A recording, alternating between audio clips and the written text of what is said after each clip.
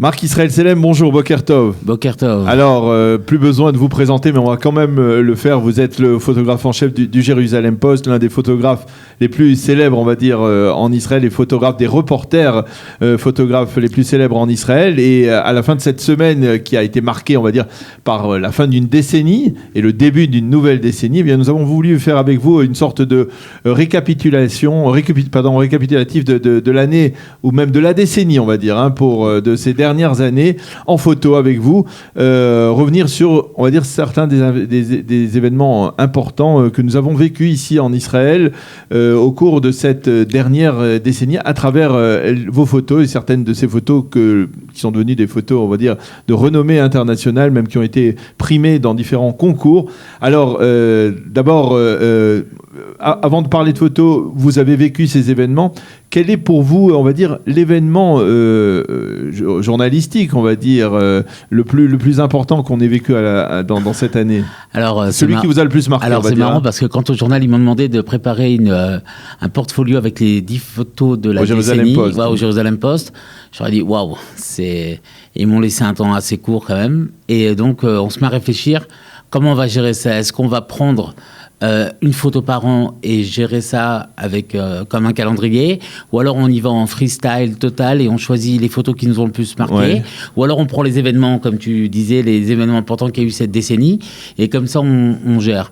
Alors moi j'ai essayé de prendre la deuxième option, c'est-à-dire je vais en fonction de ce qui m'a marqué, sans forcément une date ou quelque chose comme ça, et donc se retrouver dans un truc où on va choisir les photos de façon à ce qui m'a le plus marqué. Alors il y a eu, évidemment il y a eu des guerres en Israël pendant cette décennie. Tsuketan, ça a été quelque chose d'assez dur. Et donc, j'ai pas voulu non plus montrer des photos qui montrent soit des soldats sur le front, parce qu'on a des photos. J'ai toujours essayé de montrer quelque chose qui soit, dans ma sélection, qui soit autre, mais qui rappelle l'événement. Oui. Donc, alors, si on voit la première photo... On va commencer par la première photo. Voilà. Cette photo, la première photo, c'est... Elle est très marquante, effectivement. Voilà. Alors, c'est une photo qui est assez marquante, parce qu'on voit un Palestinien et apparemment un rabbin qui sont en train de s'enlacer, alors qu'on est en plein milieu de Tsuketan, c'est assez... ça choque un peu, je veux dire, quand... C'était l'été 2014. Alors, c'était l'été 2014, il y a eu les 3 enfants qui ont été enlevés, d'accord, qui ont été, tués, assassinés, voilà. Et donc, on ne sait pas encore ce qui se passe avec les enfants. Et il y a un enfant palestinien qui s'est fait brûler dans la forêt de Jérusalem. Alors, il s'est fait brûler après que l'on ait appris qu'ils étaient assassinés. Et donc, ils ont décidé de faire une prière commune. Donc, il y a eu une prière commune qui a été faite au Tzomet Agouche. C'est l'endroit où les 3 enfants ont été kidnappés avant d'être tués. Et ce qui se passe, c'est qu'il y avait à peu près 200 Israéliens qui étaient là. Et il y avait... maximum 6 Palestiniens qui étaient là, parce qu'on les a menacés de venir. Et il y en a quand même qui sont venus, et c'est des amis, comme on le voit sur la photo. C'était l'un de ceux-là. Voilà. Ils se connaissent. C'est c'est le Rav Avia Cohen qui est... Voilà. Et le deuxième habite au Mont des Oliviers, il a une auberge de jeunesse. C'est quelqu'un de très gentil, que j'ai photographié aussi plusieurs fois. Un Palestinien, voilà. Et donc c'est une photo qui m'a valu des menaces. Comme je l'ai publié sur les réseaux sociaux. Oui, tu mets en scène des photos, t'as pas honte, tu seras châtié. D'accord, ça il faut préciser, vous ne mettez pas en scène des photos, jamais. Ce sont des photos prises sur le vif. Non. Impossible, on n'a pas le droit. Ça veut dire, c'est pas éthique au niveau. On n'a pas le droit. Oui, il y en a qui le font, mais après c'est. Faut avoir une certaine morale journalistique. Donc ce sont des photos prises sur le vif. Donc cette photo. Voilà. Alors la seconde photo. La deuxième photo qu'on voit, c'est en fait à la frontière syrienne.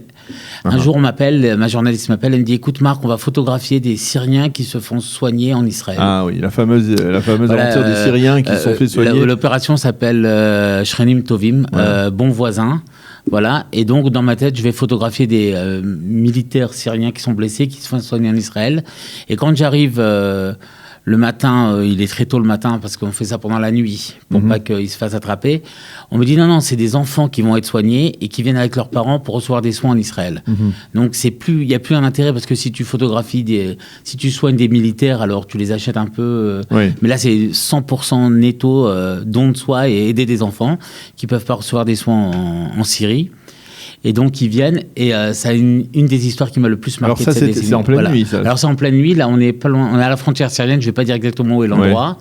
Bon, et c'est un médecin en fait syrien qui a fait ses études en Russie, qui parle avec un médecin soldat de l'armée, qui est russophone aussi, et c'est comme ça qu'ils communiquent. Et ils ont arrivé à faire ce point de passage. Alors, je ne sais plus combien exactement de personnes ont été soignées, mais c'est des dizaines de milliers, voilà. 40 000, si je me rappelle 40 000, je ne sais pas, mais des milliers, des milliers ou 4 000 peut-être, excuse-moi. Voilà. Et il y a eu beaucoup de gens qui ont été soignés, des enfants. Et ça m'a beaucoup marqué parce que c'est de l'humanitaire à 200%, quoi. Voilà, et de voir alors que j'avais appelé justement ces gens-là j'avais marqué dans mon post les hors-la-loi, parce que pour les Syriens venir en Israël, t'es hors la loi, et faire venir des Syriens en Israël, t'es hors la loi. Donc c'est une bande de hors la loi, qui font du bien, voilà, quoi. Donc c'était un truc. Alors la photo suivante. On va voir la photo suivante. Cette photo aussi, elle est très expressive, bien entendu. On voit un couple, on va dire de jeunes. On peut supposer que ce sont des jeunes des collines. Voilà, exactement. On est quelque part dans le nord de la Samarie, si je ne m'abuse. Alors voilà, l'histoire, c'est que on est à Itzar, à côté de, pas loin de, en plein milieu de... La localité qui a fait beaucoup parler d'elle ces dernières semaines. Comme diraient beaucoup de gens, implantation illégale. Oui. Et donc, en fait, j'ai décidé de faire un article sur ces gens qui vivent dans les collines, qui sont au milieu de nulle part. Et c'est très difficile de les atteindre. Donc, j'appelle plusieurs contacts et à chaque fois, on me... Non, pas de presse. Jusqu'au moment où j'arrive à trouver un contact. Et ce qui est très marrant, c'est que je me pointe pour les photographier. Et donc, sur l'une des collines. Sur l'une des collines, vraiment. On n'est pas dans Itzar même, parce que Itzar, c'est une localité, on va dire, reconnue. Voilà. C'est vraiment. C'est dans les entourages. On va dire, c'est entre une bonne dizaine de minutes à pied, même plus, dans une des collines, au milieu de nulle part. Et donc, la jeune fille me dit, écoute, finalement, non, je veux pas me faire photographier. Ah oui, et donc, il faut voilà. Et donc, je suis avec un ami qui est là, et je commence à lui traduire parce qu'il parle pas l'hébreu.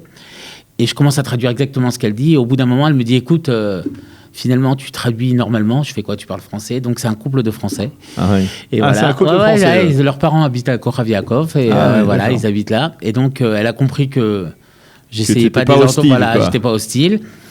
Et donc, finalement, ils m'ont laissé les photographier. Et au moment où je pars, parce qu'au bout d'un moment, on a fini nos photos, je m'éloigne. Et eux, ils sont restés sur leur canapé. Et là, boum. Je les envoie jouer avec l'enfant et là je fais la dernière photo. Alors c'est une photo qui a été primée. Voilà, elle a été deuxième. On la revoit, on va la revoir un peu. Elle a été primée première dans la sélection vie contemporaine, la photo de l'année de l'année dernière. En Israël. En Israël, voilà. Ouais. Et donc c'est une photo qui est assez parlante parce qu'elle exprime, il y a le village arabe sur la gauche en bas, il y a les collines, donc c'est les jeunes des collines et ils sont au milieu de nulle part sur un canapé de fortune, bébé. Voilà, avec un bébé. Voilà, mais effectivement, c'est assez, très, très, très marquante cette photo. Celle-là aussi.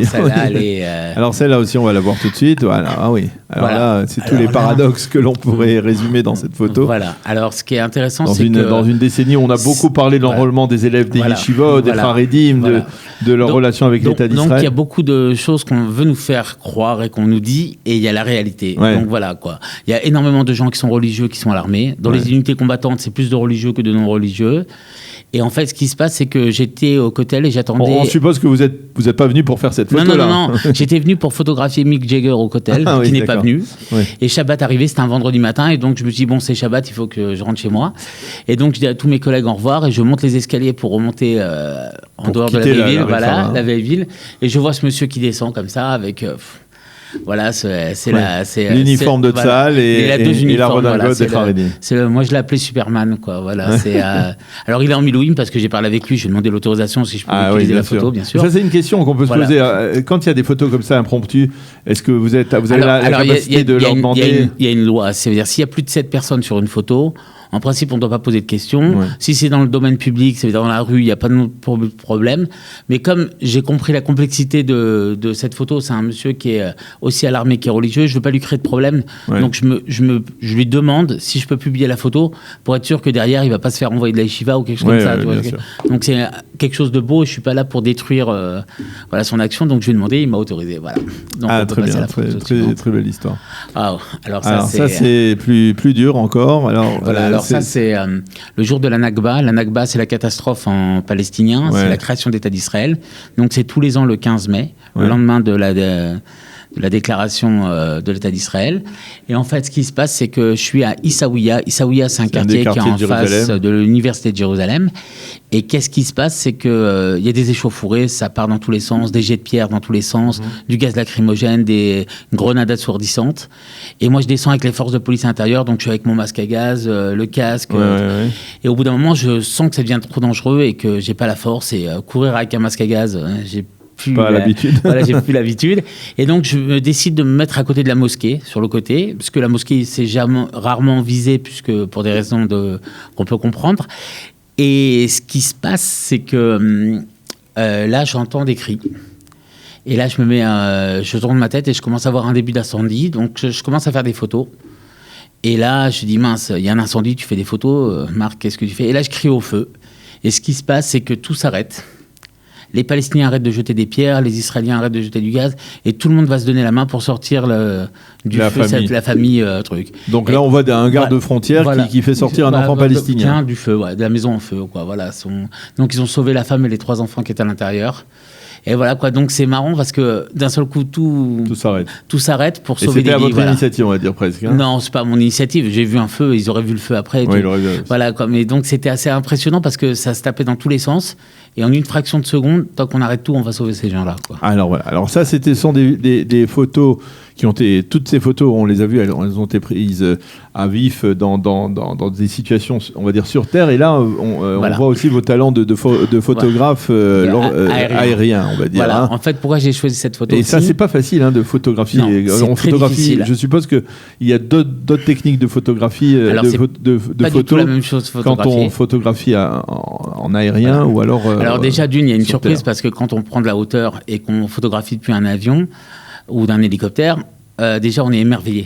Et donc il faut se ressaisir. Et après c'est quel objectif utiliser, qu'est-ce qu'on veut montrer sur la photo. Et en fait, j'ai choisi cette photo-là parce qu'on a quand même un fléau en Israël, c'est la mer morte qui s'assèche.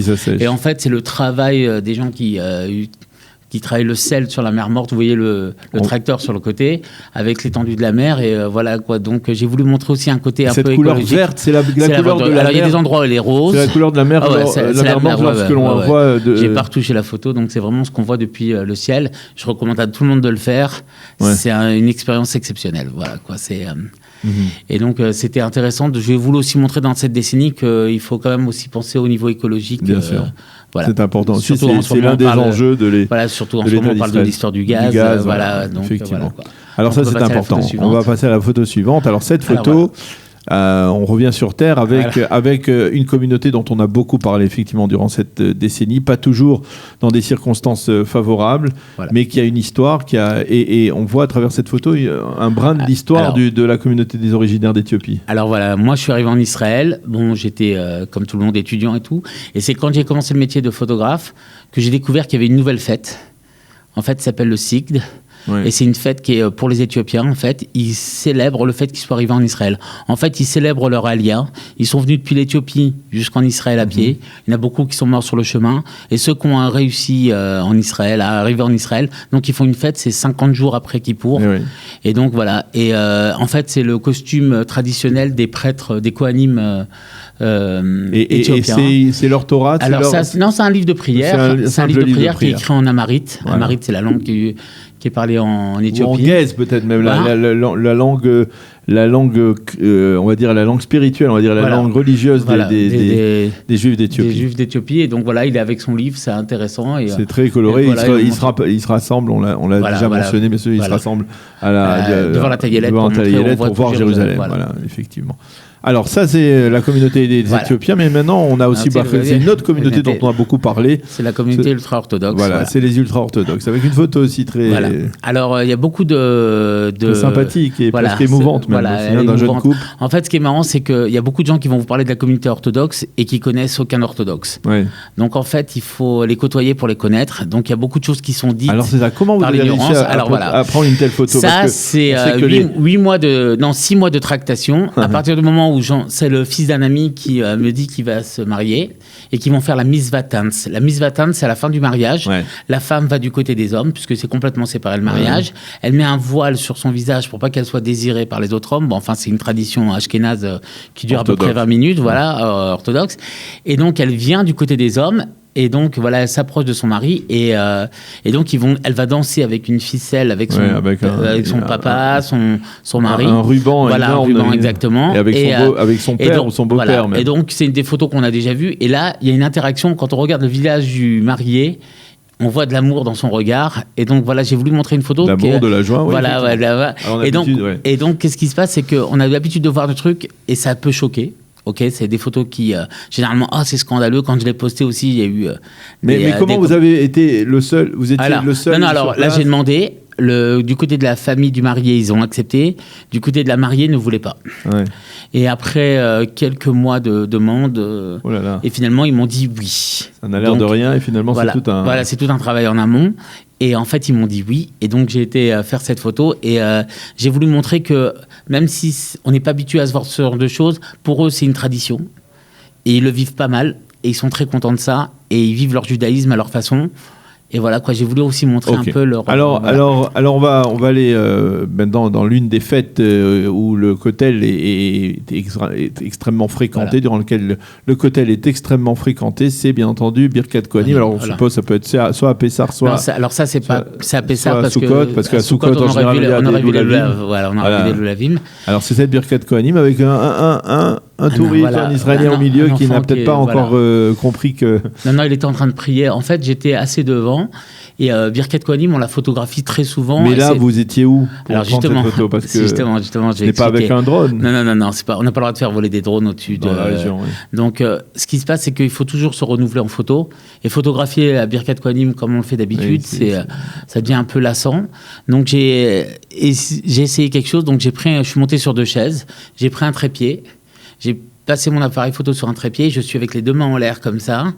Et j'ai mis l'appareil au bout avec une télécommande et je fais la photo. Maintenant, ce qui se passe, c'est que j'entends quelqu'un qui pleure.